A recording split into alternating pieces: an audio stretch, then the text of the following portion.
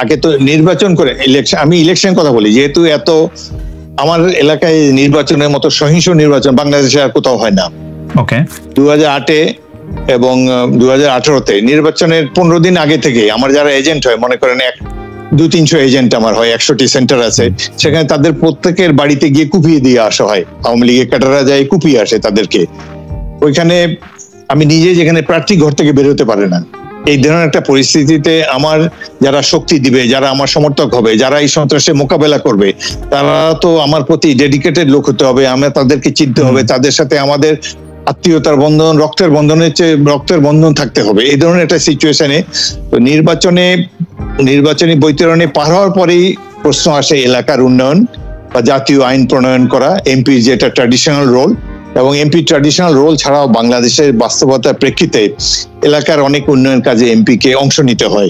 MP যদি এলাকায় উন্নয়ন কাজ না করতে পারে, খালি ঢাকা শহরে বসে বসে আইন বানায়, পরবর্তী নির্বাচনে তার ফেল করা নির্ঘাত। এইরকম সিচুয়েশনে বাস্তবতার প্রেক্ষিতে আমরা চাই যে খুবই ভালো হয় যদি এমপিরা ট্র্যাডিশনালি তাদের রোল আইন প্রণয়ন কাজটা করতে পারে। উপজেলা চেয়ারম্যান যারা আছে, উপজেলায় এই সিস্টেমটা কিন্তু ভালো ছিল, তারা এমপির তদারকি মুক্ত হয়ে যদি কাজ করতে পারে তাহলে কিন্তু উন্নয়নের জন্য ভালো। কিন্তু এই আবহাওয়াটা, এই পরিবেশটা বাংলাদেশ এখন পর্যন্ত করা হয়নি।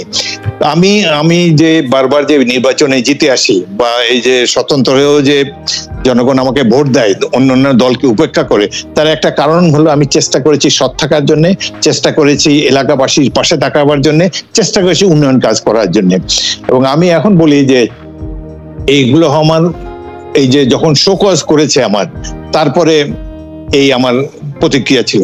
কিন্তু এরপরে ধরেন বছরখানে আগে থেকে আমাদের অ্যাক্টিং চেয়ারপারসন জনাব তারেক রহমান, তিনি আমার সাথে সরাসরি যোগাযোগ করেছেন, এতদিন তিনি করেন নাই। এই যোগাযোগের ফলে অনেক ভুল বোঝাবুঝির অবসান হয়েছে। এখন তিনিও আমার অনেকটাই সায় দিয়েছেন আমার কথায়, তিনিও উপলব্ধি করতে পেরেছেন বাস্তবতা, এবং সেই জন্য এখন বিএনপি নতুন করে কাউন্সিলের মাধ্যমে সব জায়গায়, উপজেলা, জেলা, অন্যান্য পর্যায়ে নির্বাচনের মাধ্যমে কমিটি গঠন করার জন্য তিনি নির্দেশ দিয়েছেন। সুতরাং আগে যে অভিযোগগুলো আমি করতাম সেটির এখন আর সত্যতা নেই।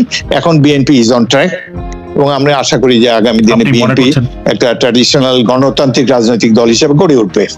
আপনি মনে করছেন বিএনপি ইজ অন ট্র্যাক? আচ্ছা, আমি একটা মানে এই বিষয় নিয়ে আমার অনেক কৌতূহল, অনেক আগ্রহ, সেটা হচ্ছে জনাব সাকিব আল হাসান। জনাব সাকিব আল হাসানের সাথে আপনার আন্ডারস্ট্যান্ডিং এর বিষয়ে বা আপনার এখানে তার যাওয়ার বিষয়ে, আপনারা একসাথে দল করার বিষয়ে আপনি আসলে সংবাদ সম্মেলন করে ব্যাখ্যা দিয়েছেন। কিন্তু আমি প্রশ্নটা এমন করতে চাই যে আসলে সাকিব আল হাসান কোনো একটা সবুজ সংকেত কোনো একটা জায়গায় না পেয়ে তো হঠাৎ করে জনাব হাফিজউদ্দিন আহমেদ বীর বিক্রমের বাসায় যান নাই। আপনি তাকে কি সবুজ সংকেতটা দিলেন যে সাকিব আল হাসান মনে করলেন যে তিনি আপনার বাসায় গেলে, বা আপনারা যৌথভাবে কি করতে চাইলেন?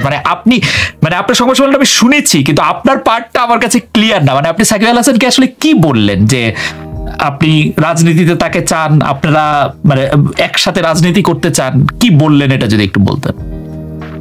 আচ্ছা, আপনার ইন্টারভিউটা যদি মাসখানে আগে হতো তাহলে খুবই সময়োযোগী হতো। এটা নিয়ে আমি এতবার বলেছি মিডিয়াতে, এবং এটা নিয়েও আমি সংবাদ সম্মেলন করেছি। তবুও আপনি যেহেতু জার্মানি থেকে কষ্ট করে আমার সাথে যোগাযোগ করেছেন, আমি আবার খোলাখুলি ভাবে কথা বলবো। আরেকটা জিনিস আপনি স্থান রাখতে পারেন, আমার লুকো ছাপার কোনো কিছু নেই। আমি ওই প্রেস কনফারেন্সে বলেছি যে my life is open book, খোলা কিতাব। এখানে লজ্জিত হতে হবে এমন কোনো কাজ করি নেই। এখন আমি খোলাখুলি বলতে চাই, আমি দলে আনকমফোর্টেবল ছিলাম, এবং মাঝে মাঝে এই যে আমাকে শোকজ করা হয়েছে, আমি তার জবাব দিয়েছি, আমি নেতৃত্বের সমালোচনাও করেছি যে রাজনৈতিক দলে এভাবে চলা উচিত না। এসব বলার ফলে সরকারের ধারণা হয়েছে, সরকারের যারা চালায় তাদের ধারণা হয়েছে যে আমি বোধহয় এই দলে ফেড আপ, আমি যে কোনো মুহূর্তে দল ত্যাগ করতে পারি। সুতরাং তারা আমার সাথে যোগাযোগ করেছে। কে যোগাযোগ করেছে সেটা নাইবা বললাম, বা সরকারের গুরুত্বপূর্ণ ব্যক্তিরা আমার সাথে যোগাযোগ করেছেন, এবং আমি চিন্তা ভাবনাও করেছি, এবং কিন্তু কখনোই তাদেরকে বলি নাই যে আমি বিএনপি ছেড়ে আসব। এবং এইরকম একটা সময় তারা আমাকে যথেষ্ট চাপ প্রয়োগ করেছেন, অনেক অনুরোধ করেছেন যে আমি হয়তো যে নতুন ইলেকশনের সময় যে কিংস পার্টি গুলা গজায় তার একটাতে আমি যোগদান করি এবং সেই দলের নেতৃত্ব দেই, এই দলের চেয়ারম্যান হই। তো আমি কখনোই তাদেরকে ক্লিয়ার কাট বলি নাই যে আমি এখানে যাব, কারণ 32 বছর ধরে বিএনপি করি, এই দলটা ছাড়া আমার জন্য খুবই ডিফিকাল্ট, আমার যে কোনো ব্যক্তির পক্ষে। আমি একটুখানি ফোরন কাটি যে আপনি ক্লিয়ার কাট এটাও বলেন না যে আপনি যাবেন না, তাই তো? আমি শেষ করে দিই, এটাও বলতে পারেন। আমি আমাকে এটাতে আবার দুতিয়ালি করে যে আমি একজন অবসরপ্রাপ্ত সেনা কর্মকর্তা, অল্প কিছুদিন সেনাবাহিনীতে ছিলাম, মাত্র 8 বছর, কিন্তু ওই মুক্তিযুদ্ধের কারণে এবং সেনাবাহিনীতে তখন ছোট সেনাবাহিনী ছিল, আমিও একজন গুরুত্বপূর্ণ অফিসার ছিলাম। সেনাবাহিনীর অবসরপ্রাপ্ত অফিসাররা মুক্তিযুদ্ধের গল্প স্বল্প শুনতে আমার বাসায় প্রায়ই আসে এবং আমাদের নামে অনেক মিথ চলে আসছে সেনাবাহিনীতে। তো সেনাবাহিনীরও কিছু কিছু আমার পরিচিত, আমার ঘনিষ্ঠ, তারাও আমাকে বলতেছে আপনি নতুন দল করেন, আমরা আপনার সাথে থাকবো, এভাবে বলতেছেন। আমি তাদেরকে সবসময় বলেছি যে নতুন দল করে সার্ভাইভ করা খুবই ডিফিকাল্ট। বাংলাদেশে যে দুটো বড় পার্টি আছে, এর বাইরে তৃতীয় শক্তির উত্থানের জন্য অনেক কাঠখড় পোড়াতে হয়। তার চেয়ে আমি তাদেরকে বলেছি যে আগামী যে নির্বাচনটি হবে সেখানে তোমরা নিজেরা এখনই গ্রামের লোকজনের সাথে যোগাযোগ করে যেভাবে রাজনীতিতে উত্থান করা যায় বা যেভাবে জনগণের কাছে প্রিয় হওয়া যায় সেই ধরনের কিছু কার্যক্রম গ্রহণ করে নির্বাচনে 2-3 বছর আগে থেকে প্রস্তুতি নেওয়ার জন্য তাদেরকে বলেছি। যাই হোক, যখন এই সরকার পক্ষ থেকে আমার সাথে যখন যোগাযোগ করা হয়েছে, তো আমি এমনই একটি, যেহেতু আমি ক্লিয়ার কাট কিছু বলছি না, কিন্তু তারা ইতিমধ্যেই অনেকে ছড়িয়ে দিয়েছে যে আমি দল ত্যাগ করে একটা দলের চেয়ারম্যান হিসেবে পার্টিসিপেট করতে যাচ্ছি। এবং তারা সাকিব আল হাসানকে আমি তার খেলা দেখি, তার ভক্ত বলতে পারেন, যদিও তার খেলা ছাড়া তার অন্যান্য কিছু দোষ ত্রুটি ইদানিং জনসমক্ষে এসেছে, তো তাকে কখনো দেখি নেই।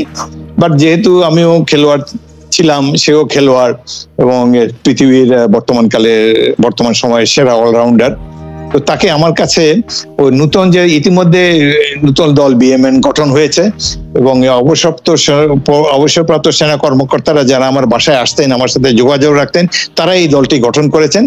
তারা সাকিব আল হাসানকে আমার কাছে নিয়ে এসেছেন সাকিবকে আশ্বস্ত করার জন্য, সাকিব তুমি এই নতুন দলে যোগদান করো, মেজর হাফিজ আমাদের চেয়ারম্যান হবেন এবং তুমি এখানে আমরা মিলে একটা, তুমি ইমরান খানের মতো একটা কিছু হয়ে যাবে। এবং এই দুই দলের উপরে জনগণের আস্থা কমে গেছে এবং একটা তৃতীয় শক্তির উত্থান খুবই স্বাভাবিক বাংলাদেশে। সাকিবকে এভাবে বলে টলে আমার কাছে নিয়ে আসছে। আমি কি সাকিবকে বলেছি সেটাও আপনি শুনে নেন। সাকিবের আসার পরে, সাকিব আসবে আমাকে একদিন আগে জানানো হয়েছে যে সাকিব আসবে। তাই আমি ভাবলাম ঠিক আছে, এরকম একটা সুপারস্টার আমার বাসায় আসছে, অন্তত আলাপ সালাপ তো হতে পারে, তাকে ক্যামেরা দেখি, টেলিভিশনে দেখি, সামনাসামনি দেখবো।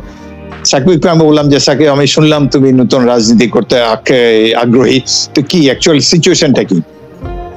সাকিব বললো যে হ্যাঁ, আমি তো খেলি, এখন আর কতদিন খেলবো, আমি শেষ পর্যায়ে এসেছি খেলার, তো এখন আমি রাজনীতি করতে চাই এবং আপনি যদি থাকেন তাহলে আমিও এটার সাথে আছি। আমি তাকে ক্লিয়ার কাট বলেছি যে সাকিব, আমি মন স্থির করে নেই। আরেকটা জিনিস হলো যে আমি একজন প্রাক্তন খেলোয়াড় হিসাবে মনে করি রানিং খেলোয়াড় বা খেলাধুলায় অ্যাক্টিভ আছে এখনো এমন কেউ রাজনীতি অংশগ্রহণ করা উচিত না। খেলাধুলা শেষ করে রিটায়ার করে তারপরে, আমি নিজেও 17 বছর ঢাকায় ফুটবল খেলে, আন্তর্জাতিক লেভেলে ফুটবল খেলে রিটায়ারমেন্ট, খেলাধুলা থেকে রিটায়ারমেন্টেরও 10 বছর পর রাজনীতিতে এসেছে। তো সুতরাং তুমি চিন্তা করে দেখো রাজনীতিতে যাবে কিনা। কিন্তু সাকিবের সেদিন কথাবার্তায় আমার মনে কিছুটা, বা আমার কথাবার্তায় সে কিছুটা নিরুৎসাহিত হয়েছে, যে আমি তাকে ক্লিয়ার কাট বলে যে আসো, ওয়েলকাম, রেড কার্পেট তোমার জন্য, will fight it out, you will be another Imran Khan of Bangladesh. এই ধরনের কোনো উৎসাহজনক কোনো পয়েন্ট নেই। এবং আমি তাকে বলেছি রিটায়ারমেন্টের পরে রাজনীতিতে আসতে, তারপরে বলেছি তাও তুমি চিন্তা করে দেখো, it is up to you, আর গ্রোন আপ ম্যান, তুমি চিন্তা ভাবনা করে যেটা ভালো মনে করে সেটা বলো। আমার কথায় কিছুটা নিরুৎসাহিত হয়েছে গেলেছে। একটা ছোট প্রশ্ন করতে পারি, ওই দিন যদি জনাব হাফিজউদ্দিন আহমেদ বীর বিক্রম যদি সাকিব আল হাসানকে বলতেন যে ঠিক আছে তুমি আমার কাছে এসছো, আমরা দল করছি নতুন, তাহলে আপনার কাছে কি মনে হয় সাকিব আল হাসান আর আপনি কি নতুন দল বা বিএনএম সেটি আপনারা করতে পারতেন বা করতেন?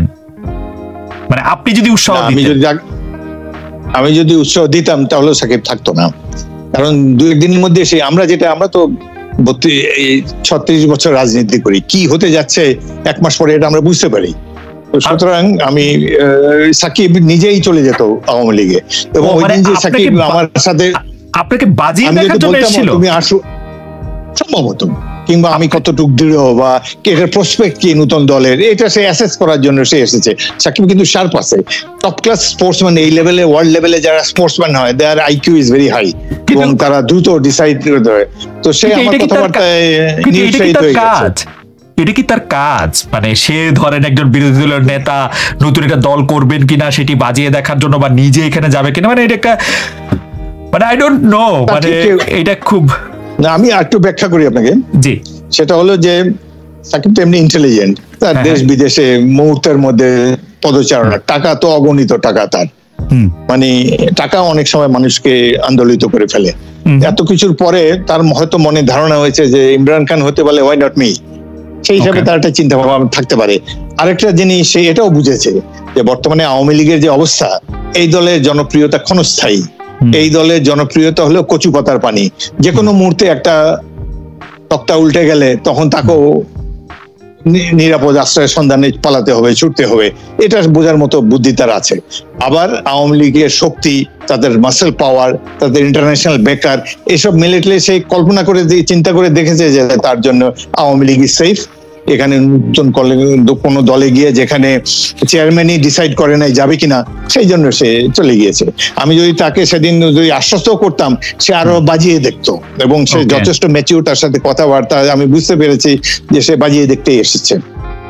ওকে, থ্যাংক ইউ। আমরা আসলে, আমি যদিও আপনার প্রেস কনফারেন্সটা শুনেছিলাম, কিন্তু আবারও আমার দর্শকরা এবং আমিও খুব আনন্দ নিয়ে বা আগ্রহ নিয়ে শুনলাম। আমি একটা বিষয় আপনাকে একটু প্রশ্নটা করতে চাই, সেটা হচ্ছে যে আপনি